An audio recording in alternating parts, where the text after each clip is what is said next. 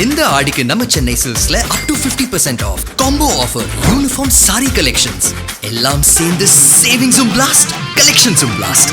நம்ம தி சென்னை சில்க்ஸ். தமிழ்நாட்டுல எல்லாமே சேஞ்ச் ஆயிடுச்சு. உங்க நகையையும் சேஞ்ச் பண்ணுங்க. உங்க பழைய நகைக்கு கிராமுக்கு 150 ரூபாய் கூடுதலா வாங்கி புது நகை எடுத்துக்கோங்க. அதே கம்மி சேதாரம் தான் உங்க லலிதால மட்டும்தான். ஹாலிடேஸ்னாலே அது நம்ம GT Holidays தான். GT Holidays, South India's #1 travel brand. You know you are special when you're with GT Holidays.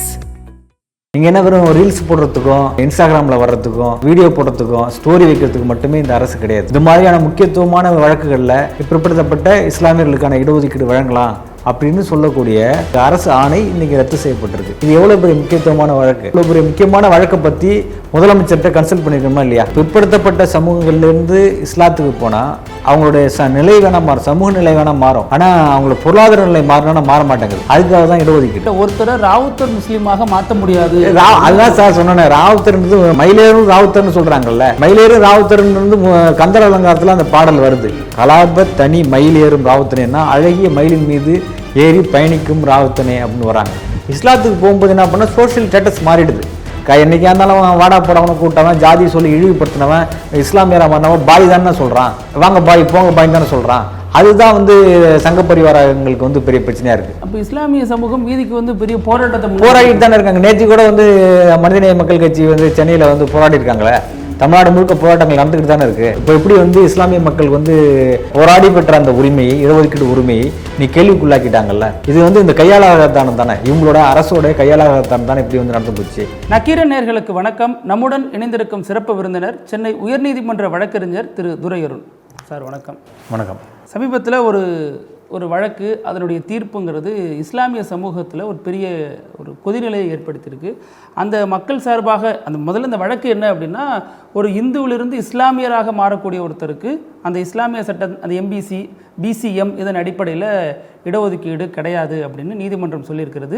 இஸ்லாமிய அமைப்புகள் எதிர்ப்பு தெரிவிக்குது. அமைச்சர் ஷாஜகான் தமிழக அரசு மேல்முறையீடுக்கு போகும் அப்படின்லாம் சொல்லியிருக்காரு. ஆனாலும் தமிழக அரசு இன்னும் நுணுக்கமாக அதை அணுகியிருக்கணும், இன்னும் நுணுக்கமான வாதங்களை வச்சுருக்கணும்.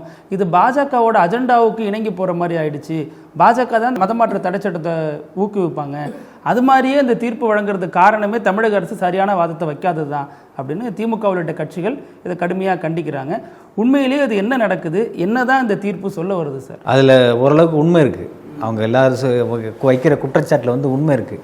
ஏன்னு பார்த்தீங்கன்னா, இந்த வழக்கு என்பது ஒரு அதிமுக்கியத்துவம் வாய்ந்த வழக்கு. இஸ்லாமிய மக்களுடைய எதிர்காலத்தை தீர்மானிக்கக்கூடிய நிலையில் தான் இந்த வழக்கு இருக்குது. அவர்களுக்கு இந்த BCM சர்டிஃபிகேட்டு, பிற்படுத்தப்பட்ட இஸ்லாமியர்களுக்கான இடஒதுக்கீடு கிடைக்குமா ங்கிற அவங்களுக்கு அந்த 3.5 அந்த சதவீதம்ன்றது, அந்த ரிசர்வேஷன்ன்றது போராடி பெற்ற ரிசர்வேஷன். அதுக்கான ஜிஓன்றது சாதாரணமாக வரல. ஒரு தனிநபர் கமிட்டி அமைச்சு அதற்கு பிறகு தான் கவர்னர் மூலமாக அந்த ஜிஓ வந்தது. இந்த ஜிஓன்றது எப்படியாப்பட்ட கவர்னர் அது கன்சென்ட் கொடுத்துருக்காரு. அந்த ஜிஓவுக்கு கவர்னர் எப்படியாப்பட்ட கவர்னர், எதுக்குமே தமிழ்நாடு அரசு எடுக்கக்கூடிய முன்னெடுப்புகள் எல்லாத்துக்குமே தடை கொடுக்குறவர், எல்லாத்துக்குமே அண்ணாவின் பேரை படிக்காதவர், பெரியாரின் பேரை படிக்காதவர், தமிழ்நாடுன்ற பேரை படிக்க மாட்டேன்னு சொல்கிற ஒரு கவர்னர் இந்த மாதிரி பிற்படுத்தப்பட்ட சமூகத்திலிருந்து, மிகவும் பிற்படுத்தப்பட்ட சமூகங்கள்லேருந்து, சீர்மரபினர்லேருந்து, பட்டியல் சமூகத்திலேருந்து, தாழ்த்தப்பட்ட ஒடுக்கப்பட்ட சமூக பிரிவிலேருந்து இஸ்லாமியர்களுக்கு மாறக்கூடியவங்களுக்கு BCM, பிற்படுத்தப்பட்ட இஸ்லாமியர்களுக்கான இடஒதுக்கீடு வழங்கலாம் அப்படின்னு சொல்லக்கூடிய அந்த அரசு ஆணை இன்றைக்கி ரத்து செய்யப்பட்டிருக்கு. இது எவ்வளோ பெரிய முக்கியத்துவமான வழக்கு. இது எப்படி என்னைக்கு இந்த வழக்கு வருதுன்னா, 9/6 வழக்கு விசாரணைக்கு வருது. 11/6 அரசை அந்த மனுதாரராக, ஒரு எதிர் மனுதாரராக சேர்க்குறாங்க, இம்ப்ளீட் பண்ணுறாங்க. அதன் பிறகு 22/6 23/6 வழக்கு விசாரணைக்கு 25/6 தீர்ப்பு வந்துடுது.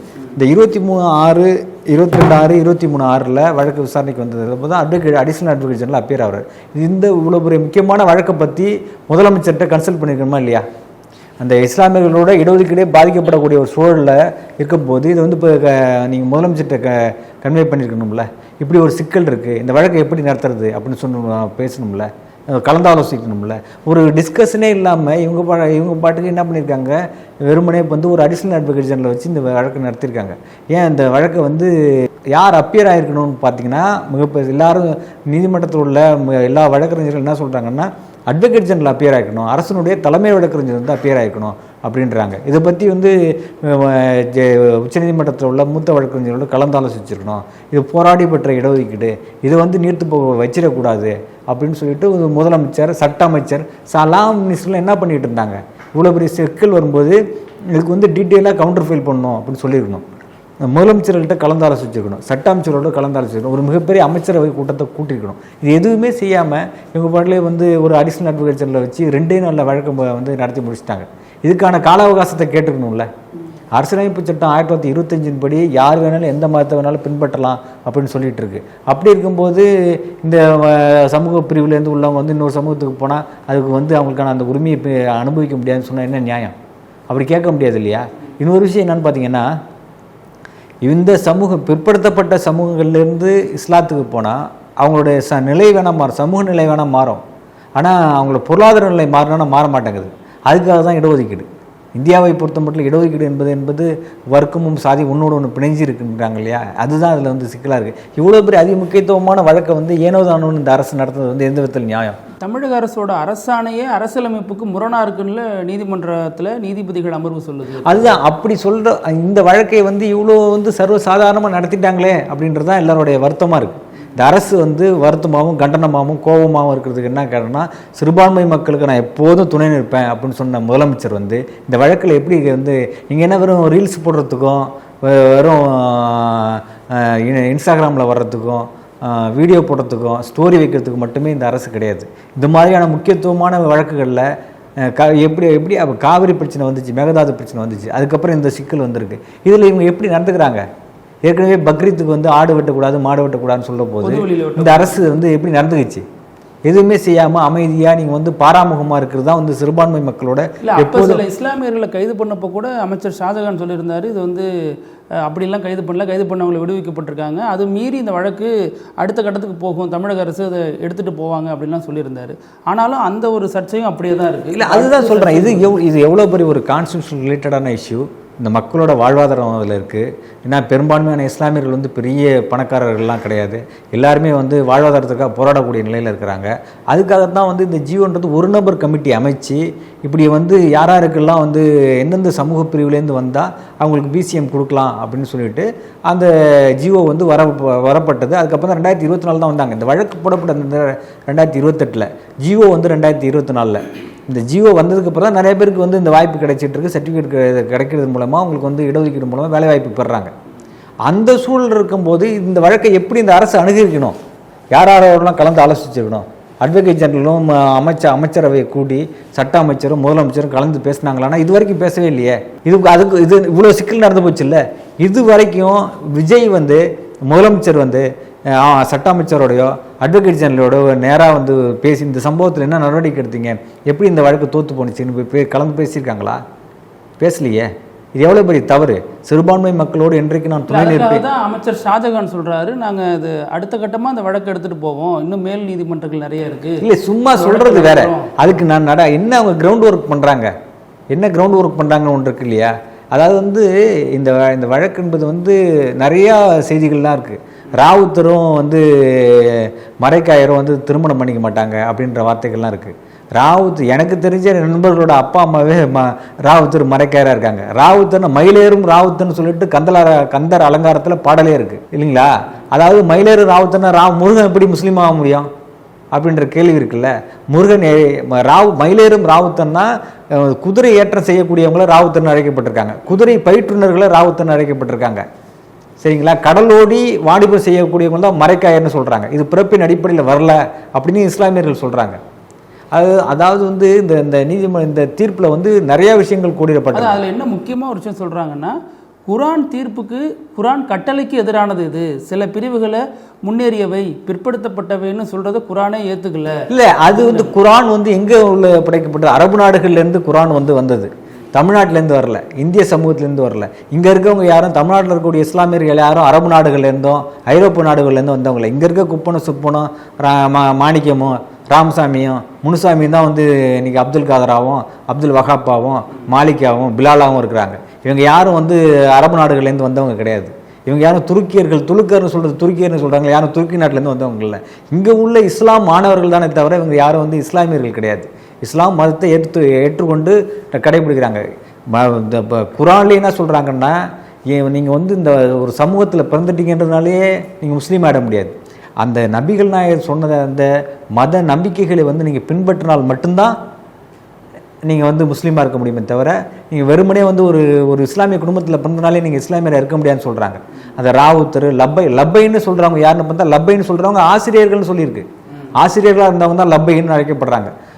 கடலோடி வாணிபம் செய்தவங்க, வியாபாரம் செய்தவங்க தான் மரைக்காயர்னு அழைக்கப்படுறாங்க. குதிரையை வந்து பயிற்றுனர்கள், குதிரை ஏறக்கூடியவங்க, குதிரை சவாரி செய்யக்கூடியவங்க தான் ராவுத்தர்னு சொல்லி அழைக்கப்படுறாங்க.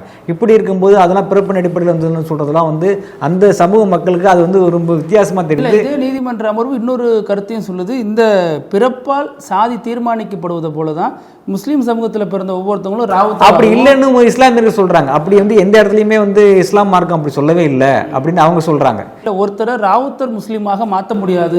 அதுதான் சார் சொன்னேன், ராவுத்தர்ன்றது மயிலேறும் ராவுத்தர்னு சொல்கிறாங்கல்ல, மயிலேறும் ராவுத்தர்ன்றது கந்தர் அலங்காரத்தில் அந்த பாடல் வருது. அந்த பாட்டை அப்படியே உங்களுக்கு நான் படித்து காட்டுறேன் பாருங்கள். அந்த கந்தர் அலங்காரத்தில் வர பாடல் என்ன சொல்கிறாங்கன்னா, அதாவது வந்து ஒரு தமிழ் சமூகத்தில் ஒரு இதாக இருக்கக்கூடிய ஒரு பாட்டு, தமிழ் சமூகத்தை வந்து வழிபாட்டு உரிமையில் இருக்கக்கூடிய ஒரு பாடல் வந்து எப்படி வந்து ராவுத்தன்ற பேர் வரும். அப்போ ராவுத்தன் என்ன குதிரை ஏறக்கூடிய, குதிரை ஏறி சவாரி செய்யக்கூடியவங்க, மயிலில் ஏறி பயணிக்கக்கூடியவன் தான் ராவுத்தன்னு சொல்கிறாங்க. அந்த அடிப்படையில் இருக்கும்போது எப்படி வந்து ராவுத்தன் சொல்கிறவங்க ராவுத்தன் சமூகத்தில் பிறக்க முடியாதுன்னு சொல்ல முடியும். படிக்கு திருப்புகள் போற்றுவன் குற்றுவன் பாசத்தினால் பிடிக்கும் பொழுது வந்து நெஞ்சலன் பாய் பெரும் பாம்பு நின்று நடிக்கும் பிரான் கொடுஞ்சூரனக்க வெறுப்பை இடிக்கும் கலாபி தனி மயிலேறு ராவுத்தனே அப்படின்னு இருக்கு. மயிலேறு ராவுத்தனே அப்படின்னு இருக்கும்போது மயிலேறு ராவுத்தனேன்னு சொல்லும்போது, மயிலேறு ராவுத்தன் சொல்கிறவங்க யாரை ஏறும் ராவுத்தனே அப்படின்னு சொல்கிறது வந்து முருகனை சொல்கிறாங்க. அழகிய மயிலின் மேல் ஏறும் ராவுத்தனே என்பதுதான் அதுக்கு பொருள். கலாப தனிமயில் ஏறும் ராவுத்தனே, கலாப தனி மயில் ஏறும் ராவுத்தனேன்னா அழகிய மயிலின் மீது ஏறி பயணிக்கும் ராவுத்தனே அப்படின்னு வராங்க. இப்போ ராவுத்தன்னா மயில் மீது ஏறி பயணிக்கிறவன் அப்படின்னு சொல்கிறது. இதே தான் வந்து குதிரை மீது பயணிக்கிறவன், குதிரையை பயிற்றுனர் அப்படின்னு சொல்கிறாங்க. அப்போது முருகன் வந்து ராவுத்தனா பிறந்தானா அப்படின்ற ஒரு கேள்வி இருக்குல்ல. அதாவது முஸ்லீம் ராவுத்தரா மாத்தணும்னு சொல்றதே அபத்தமானதுங்குது. இல்லை அப்படி இல்லை, அப்படி சொல்லல. இந்த கந்தர் அலங்கார பாடல் என்ன சொல்லுதுன்னா, மயில் மீது ஏறி பயணம் செய்யக்கூடியவங்க, குதிரை மீது ஏறி பயணம் செய்யக்கூடியவங்க அப்படின்னு சொல்றாங்க. அழகான மயிலின் மீது ஏறி பயணிப்பவன் தான் ராவுத்தன் கந்தர் அலங்கார பாடல் சொல்லுது. இதுக்கு என்ன பதில்? அதாவது வந்து குதிரை வேற மதத்திலிருந்து இங்க வர்றவங்க எந்த முஸ்லீம் அது அப்படி கிடையாது சார். அது இல்லை, அதாவது இது எப்படி பார்க்கணும்னா, இது எதனோட வெளிப்பாடாக இந்த வார்த்தைகள்லாம் வருதுன்னு பார்த்தீங்கன்னா, இந்து மதத்தினோட வெளிப்பாடாக வருது. நம்மளாம் அப்படி தானே இருக்கிறோம், அதே மாதிரி தான் அவனும் இருப்பான் அப்படின்ற ஒரு மனநிலையில் அந்த வார்த்தைகள்லாம் வருது. அது நம்ம பொருட்படுத்த தேவையில்லை. ஆனால் இது என்ன, ராவுத்தன்னா யாருன்னு பார்த்தீங்கன்னா, மயிலில் ஏறக்கூடிய பயணிக்கக்கூடியவன், குதிரை ஏறி பயணிக்கக்கூடியவன் அப்படின்னு சொல்கிறாங்க. அதே மாதிரி தான் மரைக்காயர் கடலோடி பயணிப்பவங்க, கடலோடி வாணிபம் செய்யக்கூடியவங்க அப்படின்றாங்க. லப்பைகள் என்பவங்க ஆசிரியர்கள்னு சொல்லப்படுறாங்க. இதை நான் சொல்ல, இதை சொன்னதெல்லாம் வந்து இஸ்லாம் மார்க்கத்தில் ஊறி திளைத்த பேராசிரியர்களாக இருக்கவங்க, கவிஞர்களாக இருக்கவங்க, மார்க்க அறிஞர்கள் சொல்கிறாங்க. அப்படி இருக்கும்போது இவங்க வேறு ஒரு உள்நோக்கம் அதுக்கு வந்து வேறு விதமான விளக்கங்கள் கொடுக்குறதுங்கிறது இஸ்லாம் மார்க்க அறிஞர்கள் அச்சப்படுறாங்க. அவங்களுக்கு இப்படிலாம் ஒரு விளக்கம் இருக்குதா அப்படின்னு நினைக்கிறாங்க. அதை வந்து இறுதி பேருரையில் சொல்லியிருக்கல, ஒரு அராபியரை விட இன்னொரு அராபியர் ஒரு மேலானவர் அல்ல, ஒரு கருப்பினத்தவரை விட இன்னொரு இனத்தவர் வந்து வேறானவர் அல்ல அப்படின்லாம் சொல்லியிருக்காங்க இல்லைங்களா. அந்த வார்த்தைகள் வந்து எதுக்கு சொல்கிறாங்கன்னா, அங்கே வந்து இது மாதிரி வந்து ஏற்றத்தாழ்வுகள் இல்லை, பல்வேறு படிப்பு நிலைகளான சாதி அமைப்புகளில் கொண்ட ஒரு ஏற்றத்தாழ்வு அந்த நாடுகள்லாம் இல்லை. ஆனால் இங்கே அப்படி இருக்குது. அந்த இழிவை தாங்கிக்க முடியாதவன் தான் வந்து என்ன பண்ணுறான், இஸ்லாத்துக்கு போகிறான். இஸ்லாத்துக்கு போகும்போது என்ன பண்ணால் சோஷியல் ஸ்டேட்டஸ் மாறிடுது. என்றைக்கா இருந்தாலும் வாடா போடவனை கூட்டவன், ஜாதி சொல்லி இழிவுபடுத்தினவன், இஸ்லாமியராக மாறினவன் பாய் தானே சொல்கிறான், வாங்க பாய் போங்க பாய் தானே சொல்கிறான். அதுதான் வந்து சங்க பரிவாரங்களுக்கு வந்து பெரிய பிரச்சனையாக இருக்குது. ஏன்னா நேற்று வரைக்கும் அவனை இழிவுபடுத்திக்கிட்டு தான், நேற்று வரைக்கும் வந்து அவமானப்படுத்தான், இன்னைக்கு திடீர்னு அவன் பாயின்னு குள்ளாப்பட்டு போகிறானே, அவனை இனிமேல் நம்மளால் அவமானப்படுத்த முடியாது அப்படின்ற ஒரு அச்சம் வந்து சங்க பரிவார கும்பலுக்கு வருது. அதுதான் வந்து இஸ்லாம் போக்கிருக்கு. இல்லை என்ன கேட்குறேன்னா, இந்த வழக்கு போட்டவர் தூத்துக்குடியை சேர்ந்தவர், அவருக்கு ஒரு இந்துவாக இருந்தால் ஒரு சாதி பின்புலம் இருந்திருக்கும். அவரை கொண்டு போய் இஸ்லாத்தில் இணைக்கும் பொழுது அவர் இந்த 7 பிரிவில் எதில் போய் இணைவார் அப்படின்னு கேட்குறாங்கல்ல. அது அவங்க தான் வந்து அந்த ஜமாத் தான் சொல்கிறாங்களே, அவங்களுக்கு இந்த சர்டிஃபிகேட் கொடுங்கன்னு சொல்கிறாங்க இல்லையா. ஜமாத்துக்கு எந்த பிரச்சனையும் இல்லை, இஸ்லாமிய அறிஞர்களுக்கு எந்த பிரச்சனையும் இல்லை, இஸ்லாமிய மார்க்கத்தில் உள்ளவங்களுக்கு எந்த பிரச்சனையும் இல்லை. அப்படி இருக்கும்போது நமக்கு என்ன பிரச்சனை? அந்த அவங்கள சார் ஒத்துக்கணும். அது பிரச்சனை டிஸ்பியூட் பிட்வீன் அந்த கன்வெர்டட் பர்சனுக்கும் இஸ்லாமிய மதகுருமார்களுக்கும் இஸ்லாமிய அறிஞர்களுக்கு இடையே தான் அந்த பிரச்சனை. அவங்க தான் அக்செப்ட் பண்ணிக்கிறாங்களே, அதுதான் தெளிவாக சொல்கிறாங்களே சார். ராவுத்தரோ மரைக்காயரோ லப்பையோ பிறப்பின் அடிப்படையில் கிடையாது. அதுவெல்லாம் ஆசிரியராக இருந்தவங்க, வாணிபு செஞ்சவங்க, குதிரையை பராமரித்தவங்க தான் சொல்லிட்டாங்க, தெளிவாக சொல்லிட்டாங்க. அதுக்கப்புறம் அதில் போய் இதில் என்னன்னா பெரிய வந்து கவனிக்கத்தக்க விஷயம் என்னன்னா, அவங்களுக்கு இஸ்லாமியர்களுக்கே தெரியாத விஷயங்கள்லாம் வந்து இந்த தீர்ப்பின் மூலமாக வந்துடுச்சு அப்படின்னு சொல்கிறாங்க. அதுதான் நமக்கு பெரிய ஆச்சரியத்தக்க விஷயமா இருக்குது. எங்களுக்கே தெரியாத பிறப்பின் அடிப்படையில் இந்த ராவுத்தர்ன்றது பிறப்பின் அடிப்படையில் வந்ததா அப்படின்றது எங்களுக்கே தெரியாத அப்படின்னு அவங்க சொல்கிறாங்க. ராவுத்தராக இருக்கிறவங்க, மரைக்காயராக இருக்கிறவங்க, லப்பைன்னு சொல்கிறவங்க அப்படின்னு அவங்களே வந்து அவங்களுக்கு இந்த மாதிரியான கருத்துக்கள் வந்து அவங்களுக்கு ஆச்சரியமாக இருக்குது. அதுதான் எங்கிருந்து மதமாற்ற தடை சட்டத்துக்கு இந்த அரசு ஆதரவா இருக்கு அப்படின்னு அந்த ஒரு புகார் இல்லை. அதுதான் இது வந்து இப்போ இந்த வழக்கை வாதாடினா அது அட்வொகேட் ஜெனரலுக்கு, அடிஷனல் அட்வொகேட் ஜெனரலுக்கு ராவுத்தர்னா யார், லப்பைனா யார், மரைக்காயர்னா யார் இப்படிலாம் தெரிஞ்சிருக்குமா? இதெல்லாம் நீங்கள் வந்து ஆய்வு பண்ணணும்ல. இதுக்கு தான் சொல்கிறாங்க எல்லாரும். என்ன சொல்கிறாங்கன்னா, நீங்கள் வந்து அமைச்சரவை கூட்டத்தை கூட்டியிருக்கணும், சட்ட அமைச்சர், முதலமைச்சர் இஸ்லாமியர்களுக்கு ஆதரவான வாதங்களை தானே முன்வைக்கல. இல்லை வைக்கவே இல்லை. 2 நாளில் நீங்கள் என்னத்தை பண்ணியிருப்பாங்க? இப்படி ஒரு வழக்கு வந்திருக்கு, இவ்வளோ ஒரு சிக்கலான வழக்கு வந்திருக்கு, ஒட்டுமொத்த இஸ்லாமிய சமூகத்தினுடைய இடஒதுக்கீடு பறிபோகக்கூடிய ஒரு செயலில் இருக்குது. இப்போ இனிமேல் வந்து யாராவது வந்து சர்டிஃபிகேட் கொடுப்பானா? பிசிஎம் சர்டிஃபிகேட் எந்த தாசில்தாராக கொடுப்பாங்களா? ஏற்கனவே கொடுக்காமல் இருக்கிறது தான் அந்த வழக்கு. இப்போ இந்த சிக்கலில் இது மாதிரியான அதி முக்கியத்துவமான வழக்கு பெரும்பான்மையான இந்த சமூகத்தினுடைய மிகப்பெரிய அங்கமாக இருக்கக்கூடிய இஸ்லாமிய மக்களுக்கு இப்படி ஒரு சிக்கல் வந்திருக்கு. இந்த சிக்கலை தீர்ப்பதற்கு இந்த அரசு வந்து எப்படி நடந்திருக்கணும்? எப்படியாப்பட்ட ஒரு மீட்டிங்கை போட்டிருக்க, ஒரு ஆலோசனை பண்ணியிருக்கணும், ஒரு ஆய்வு கூட்டத்தை நடத்திருக்க வேண்டாமா, டிஸ்கஷன் பண்ணியிருக்க வேண்டாமா, இந்த what is the solution for the issue அப்படின்னு பார்த்துருக்க வேண்டாமா? இல்லை ஏற்கனவே எப்படி ஓவர் கம் பண்ணுறது, இந்த எப்படி வந்து இந்த இஷ்யூ வந்து எப்படி how to over come the issue அப்படின்னு பார்த்துருக்க வேண்டாமா, டிஸ்கஷன் பண்ணியிருக்கணும்ல.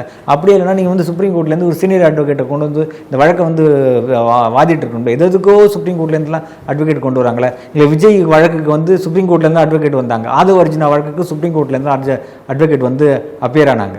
அவர் தமிழ்நாடு அரசை விமர்சிச்சுட்டாரு, ஜென்சி போராட்டங்க வரும்னு சொன்ன வழக்குக்கெல்லாம் சுப்ரீம் கோர்ட்லேருந்து அட்வொகேட் வந்து அப்பியர் ஆனாங்க. அப்போ இந்த வழக்குக்கு வந்து நீங்கள் எப்படி இந்த வழக்கு நீங்கள் அணுகுறீங்க? எப்படி ஏனதானோன்னு அணுக முடிஞ்சது? இஸ்லாமியர் அமைச்சராக இருக்கிறாருன்னா அவங்க அவ்வளோ எளிதில் அதெல்லாம் கணக்கில் இப்படி ஒரு வழக்கு நடந்தது அந்த அமைச்சருக்கு தெரியுமா?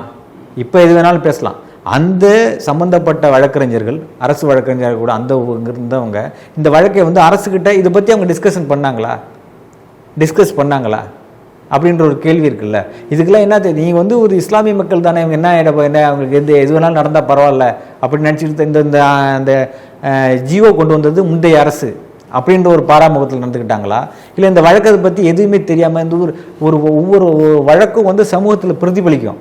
அதனால்தான் வந்து எப்போதுமே வந்து ஒரு நீதித்துறையும் அரசும் வந்து பாலமாக செயல்படணும், உடனே வந்து ஆய்வு பண்ணணும் அப்படின்னு சொல்லுவோம். ஏற்கனவே முந்தைய அரசுகள் வந்து எப்படி வந்து அட்வொகேட் ஜெனரல், முதலமைச்சர் எப்படி அடிக்கடி சந்திக்கிறது எதுக்குன்னு பார்த்தீங்கன்னா, இது மாதிரியான சிக்கலான வழக்குகள் வரும்போது இது எப்படி எதிர்கொள்கிறது அப்படின்னு சட்ட வல்லுநரோடு சேர்ந்து வந்து கலந்து ஆலோசிச்சிருக்கணும். சென்னைக்கு வந்துருக்கணும். அவங்க மதுரையிலேயே வந்து அந்த அடிஷனல் அட்வொகேட் ஜெனரலே தனியாக முடிவெடுத்து முதலமைச்சரோட கலந்து பேசாமல், சட்ட அமைச்சரோட கலந்து பேசாமல், சட்ட வல்லுநர்களோட கலந்து பேசாமல், சட்டத்துறை செயலாளர் இருக்கார், இவங்களெல்லாம் எல்லாருமே என்ன பண்ணிட்டு இருந்தாங்க அப்படின்ற ஒரு கேள்வி இருக்குல்ல. இவ்வளோ ஒரு பெரிய விஷயம் இவ்வளோ பெரிய விஷயம் சொல்கிறீங்கன்னா, அப்போ இஸ்லாமிய சமூகம் வீதிக்கு வந்து பெரிய போராடிட்டு தானே இருக்காங்க. நேற்று கூட வந்து மனிதநேய மக்கள் கட்சி வந்து சென்னையில் வந்து போராடி இருக்காங்களே. தமிழ்நாடு முழுக்க போராட்டங்கள் நடந்துக்கிட்டு தானே இருக்குது. இப்போ அது அரசோடு இருக்கக்கூடிய ஐயுஎம்எல் என்ன பண்ணுறாங்க அப்படின்றது தான் கேள்வி. ஐயுஎம்எல் என்ன பண்ணுறாங்க, அதுதான் வந்து அவங்களுக்கு சமுதாயத்துக்கே இடஒதுக்கீடுன்றது ஒரு கேள்விக்குறியாக போகும்போது வெறும் மேல்முறையீடு வந்து சொல்கிறது வந்து அவங்களோட கடமையா? நீங்கள் சொன்ன மாதிரி பக்ரீத் ஆடு மாடு கோழி வெட்ட ஒரு தடைங்கிறது பெரிய சர்ச்சையானுச்சு. அடுத்து இந்த இடஒதுக்கீடு பிரச்சனை. இப்போ சமீபத்தில் திருப்பரங்குன்றம் ஃபைல்ஸை வந்து அவங்களால போட முடியாத அளவுக்கு காவல்துறை அங்கங்கே தடை விதிக்கிறாங்க. அப்போ இது எல்லாம் ஒரு அரசின் கவனத்துக்கு போகாமலா இருக்கும். அரசில் அதுதான் இவங்க இந்த இஸ்லாமியர்களுக்கான பிரச்சனையை, சிக்கலை எப்படி வந்து எதிர்கொள்றதுன்னு தெரியாமல் இருக்காங்களா, இல்லை வந்து தெரிஞ்சு பாராமுகமாக இருக்காங்களா அப்படின்ற ஒரு கேள்வி இருக்குது. அதாவது இந்த எல்லா வழக்குகளையுமே வந்து அரசு வந்து கண்காணிக்கணும். முதலமைச்சருக்கு தெரியலன்னா அவர் சொல்லி கொடுக்கணும். இதெல்லாம் நம்ம வந்து கவனமாக அணுகணும் அப்படின்னு சொல்லி கொடுக்கணும். அதோடு மட்டும் இல்லாமல் சட்ட வல்லுநர்களோடு இவங்க வந்து கலந்து ஆலோசிக்கணும். முதலமைச்சர் வந்து பேட்டி கொடுக்காம வேணால் இருந்துடலாம், நீங்கள் பேட்டி கொடுக்காம இருந்துடலாம், செய்தியாளர்களை சந்திக்காமல் இருந்துடலாம். ஆனால் சட்டத்துறை வல்லுநர்களோட, அட்வொகேட் ஜெனரலோட, நீங்கள் வந்து சட்ட அமைச்சரோட செய்யாமல், கலந்து ஆலோசிக்காமல், டிஸ்கஷன் பண்ணாமல் இந்த அரசு வந்து நடத்துனீங்கன்னா இது மாதிரியான சிக்கல் தான் நடக்கும். இது மாதிரி மக்களுக்கு விரோதமான ஒரு சூழல் தான் நடந்து போயிடும். இப்போ எப்படி வந்து இஸ்லாமிய மக்கள் வந்து போராடி பெற்ற அந்த உரிமையை, இடஒதுக்கீடு உரிமையை நீ கேள்விக்குள்ளாக்கிட்டாங்கல்ல, இது வந்து இந்த கையாளாகத்தானம் தானே, இவங்களோட அரசோட கையாளாகத்தானம் தானே இப்படி வந்து நடந்து போச்சு. இந்த வழக்கை எப்படி எதிர்கொண்டிருக்கணும் அப்படின்னு ஒரு கான்செப்டே உங்களுக்கு தெரியலையே.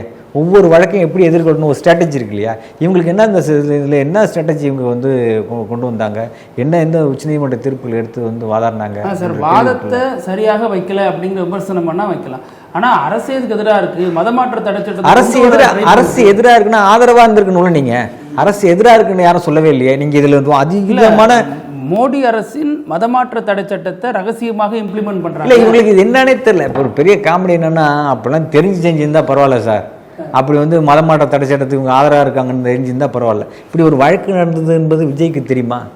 இப்படி ஒரு வழக்கு நடக்குது, இதில் ஒரு பெரிய சிக்கல் இருக்குது, இது வந்து ஜிஓவே வந்து கொஸ்டின் பண்ணுவாங்க போல இருக்குது, ரத்து செய்துருவாங்க போல இருக்குது. இந்த ஜிஓ ரத்து செய்யப்பட்டதுன்னா தமிழ்நாட்டில் இருக்கக்கூடிய பெரும்பான்மையான முஸ்லீம்களுக்கு வேலைவாய்ப்பு, இடஒதுக்கீடு பறி போயிடும். கல்வி, வேலைவாய்ப்பில் இடஒதுக்கீடு பறி போயிடும். எனவே இந்த வழக்கில் வந்து அதிமுக்கியத்துவம் கொடுக்கணும். நம்ம வந்து டீட்டெயில்டாக அதை வந்து ஆர்கியூ பண்ணணும், டீட்டெயில்டாக கவுண்டர் தயார் பண்ணணும், ஒரு பெரிய ஆய்வறிக்கை பண்ணணும், இப்போ வந்து தனிநபர் கமிஷன் அமைக்கணும் அப்படின்லாம் கேள்வி எழுப்பியிருக்கணும்ல. நாங்கள் வந்து தனிநபர் கமிஷன் அமைக்கிறோம், இந்த ஜீவோ சரியா இல்லையான்னு நாங்கள் வந்து ஆய்வு பண்ணுறோன்றதா சொல்லணும்ல. எதுவுமே செய்யாமல் நீங்கள் பாட்டில் அமைதியாக இருந்துட்டீங்களே. முதலமைச்சருக்கு இதெல்லாம் பற்றி அவர்கிட்ட எடுத்து சொல்லியிருக்கணும்ல. முதலமைச்சர் இப்படி ஒரு வழக்கு வரதை பற்றி அவருக்கு தெரிஞ்சிருக்கணும்ல. தினமும் வந்து உயர்நீதிமன்றத்தில் உளவுத்துறை இருக்கிறாங்க.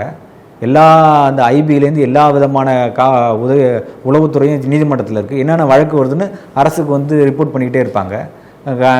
காவல்துறை மட்டும் இல்லை, நீதிமன்றத்தில் எந்தெந்த கோர்ட்டில் எந்தெந்த வழக்கு வருது, அரசுக்கு எதிரான வழக்கு எது வருது, சமூகத்துக்கு எதிரான எந்தெந்த வழக்குகள் வருது, எந்த நீதிமன்றத்தில் வருது அப்படின்றத உளவுத்துறையினர் வந்து ரிப்போர்ட் பண்ணணும். தினமும் அரசுக்கு ரிப்போர்ட் பண்ணணும். என்ன உத்தரவு போட்டிருக்காங்கிறத அரசுக்கு ரிப்போர்ட் பண்ணணும். அந்த காவல்துறை அதிகாரிகள் என்ன செய்தாங்க, அந்த உளவுத்துறை அதிகாரிகள் என்ன செய்தாங்க? இப்படி ஒரு சிக்கல் வந்துச்சுன்னா இஸ்லாமிய சமூக மக்களோட எதிர்காலம் பாதிக்கப்படுமேனு ஒரு சூழல் இருக்கு இல்லையா? இல்லை, இஸ்லாமிய மக்கள் கொடுத்த அழுத்தத்தினால தான் தாவேக்காவோட கூட்டணிக்கு போனேன்னு ஐயுஎம்எல் காதர் மொய்தீன் சொல்கிறாரு. அப்போ இதுவெல்லாம் ஒரு அழுத்தம் அவங்க தராமலா இருந்திருப்பாங்க. அப்போ இல்லை, அது அவங்களுக்குலாம் தெரியும். இந்த ஒரு தீர்ப்பு வந்தபோது தானே சார் அவங்களுக்கு தெரியுது. இந்த வழக்கில் தீர்ப்பில் இந்த ஹசரத்தை பற்றியும் குரானை பற்றியும் சொல்லியிருக்கிறதுங்கிறது செய்தியே வந்து நிறையா இஸ்லாமிய தலைவர்களுக்கு தெரியலையே. இந்த வந்து இறுதி பேருரை, அந்த farewell sermon of prophet, Muhammad ப்ரொபேட்னு சொல்லிட்டு இந்த போட்டிருக்காங்க. அதில் தான் ஒரு அராபியை விட இன்னொரு அராபியவர் வந்து மேலானவர் அல்ல, ஒரு கருப்பினத்தவரை விட ஒரு வெள்ளையினத்தவரை விட கருப்பினத்தவர் வந்து மேலானவர் அல்ல அப்படின்ற வாசகங்கள்லாம் வருது. அதில் அந்த செய்திகள்லாம் தீர்ப்பில் சொல்லப்பட்டிருக்கிற செய்தி நிறைய பேருக்கு தெரியல. இனிமே தான் அவங்களுக்கு வந்து தெரிஞ்சு இப்படி இதனால தான் சொல்கிறாங்க இந்த இஸ்லாத்துக்கு எதிராக இந்த இடஒதுக்கீடு இருக்குது அப்படின்னு சொல்ல வராங்க. அது கிடையாது. அவங்க வந்து அரபு நாட்டு இஸ்லாமியர்கள் வேறு, தமிழ்நாட்டு இஸ்லாமியர்கள் வேறு. இங்கே இருக்கக்கூடியவர்கள்லாம் இஸ்லாம் மாணவர்கள், சாதி இழிவை போக்குவதற்காக இஸ்லாம் மாணவங்க. இந்த சிக்கல் தான் இதுதான். இது வந்து அரசுக்கு தெரியுமா, முதலமைச்சருக்கு தெரியுமா, சட்ட அமைச்சருக்கு தெரியுமா? எப்படி இது வந்து பாராமுகமாக இருந்தாங்க, எப்படி வந்து கவனிக்காமல் இருந்தாங்க? அரசு வழக்கறிஞர்கள் தேர்ந்தெடுக்கப்பட்ட இப்போ அண்மை காலத்தில் போன அடிஷனல் அட்வொகேஷனில் போனவங்க, அரசு வழக்கறிஞர்கள், அங்கேருந்து உளவுத்துறை, இவங்க என்ன பண்ணிக்கிட்டு இருந்தாங்க? இந்த மக்களுடைய வாழ்வு உரிமையை பறிபோகும் போது அதை எப்படி பார்த்துக்கிட்டு கைகட்டி வேடிக்கை பார்த்து இந்த தாவேக்க அரசு அப்படின்றதான் எல்லாருடைய கேள்வியாக இருக்குது. ரொம்ப நன்றி சார். ஒரு சிக்கலான வழக்கு இது, எதுவுமே பலருக்கும் புரியாத ஒரு விஷயத்தை ரொம்ப எளிமையான மொழியில் சொன்னீங்க. நேரத்துக்கு ரொம்ப நன்றி சார். நன்றி. நக்கீரன் டிவிக்கு சப்ஸ்கிரைப் செய்யுங்கள். உங்கள் ஆதரவே எங்கள் பலம். ஆசிரியர்களுக்கு நண்பனாகவும் மாணவர்களுக்கு ஆசானாகவும் திகழும் தேர்வு வழிகாட்டி.